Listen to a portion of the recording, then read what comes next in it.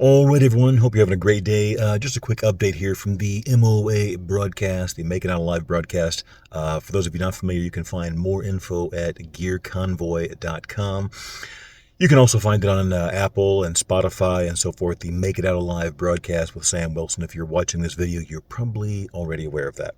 So I've been super busy and got behind on a couple of episodes. We've been putting out now pretty regularly this year in 2026.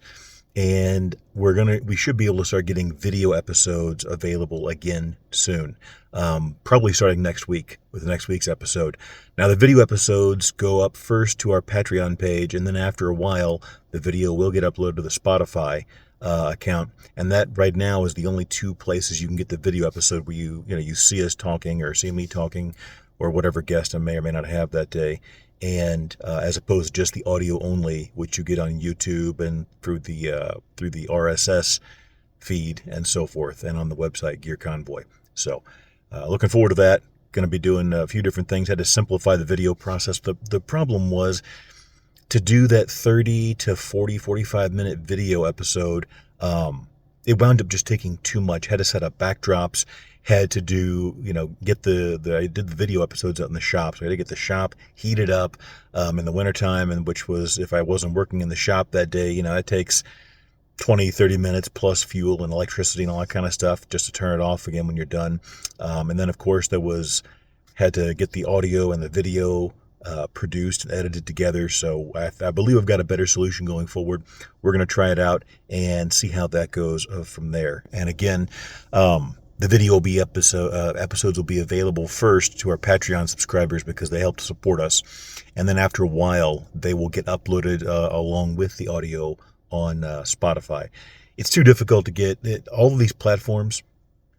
It's extremely difficult to get all of this stuff synchronized between all of them because even though the hosting platform that I use is really good, it gets the audio out pretty well. In fact, very well between Apple and Amazon and YouTube and Spotify, all the major podcast platforms.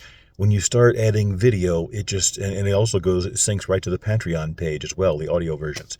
The video is just a pain in the neck, though. I have not got a good solution for that just yet.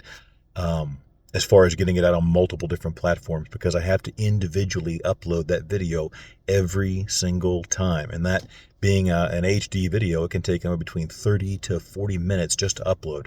So, in addition to all the time to prepare the episode and then to record it and everything else and then edit it and get it all produced, then you spend all this time uploading it, downloading it, and so forth.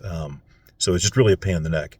So I don't have a good solution for that yet, so the video episodes will be available only through the Patreon, and then again, after a break or a time period, they'll get uploaded to Spotify as well. I encourage you to use Spotify or Patreon, either one. We appreciate the support we get from our Patreon followers. You can support for as little as $5 a month. That helps to offset the costs and time incurred by producing these episodes. If you don't want to, that's fine too.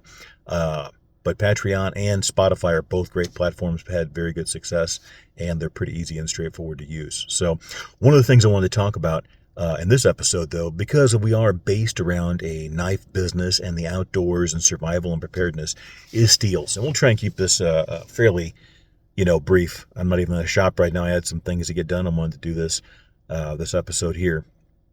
So super steels is a term, if you're not familiar in the knife industry, a super steel is the terminology for basically the latest and greatest formulation of a steel.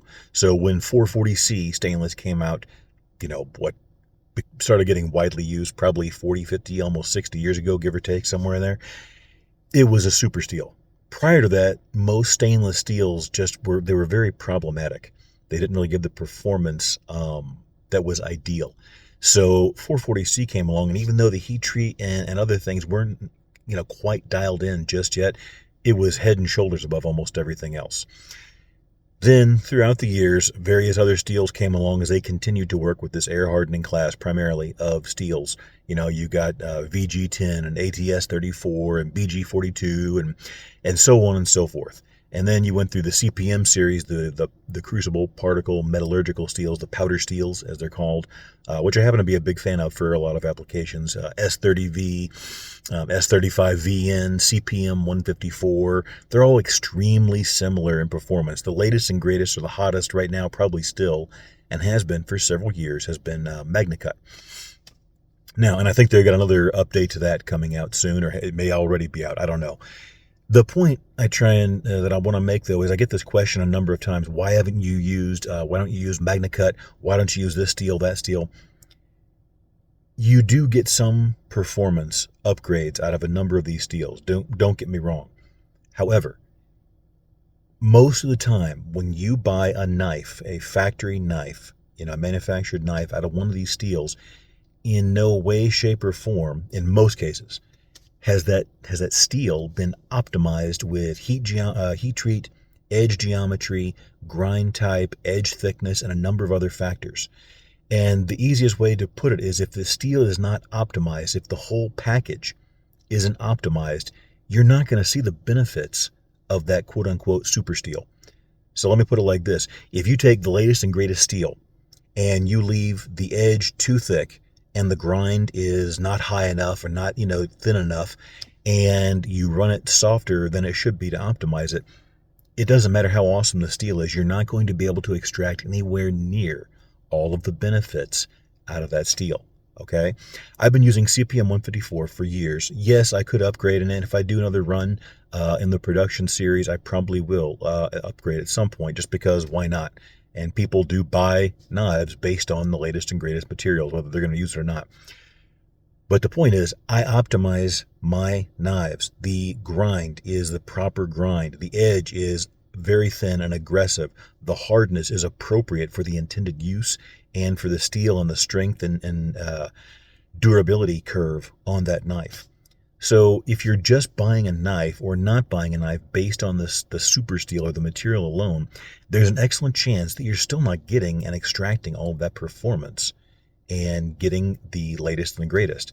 Because a lot of knife companies, and this is what I was going to alluded to earlier to explain it more in depth, a lot of knife companies will use the latest and greatest steel, but they'll leave a fat, thick edge on there that is never going to cut as aggressively as it should.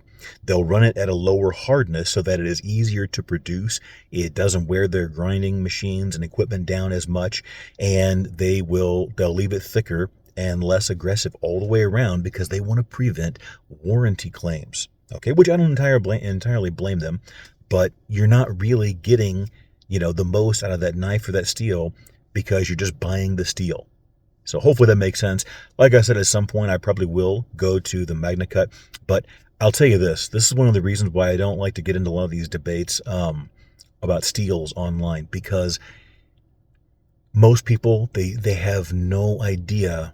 I hate to say no idea what they're talking about, but they haven't really done the testing to understand the parameters that are involved.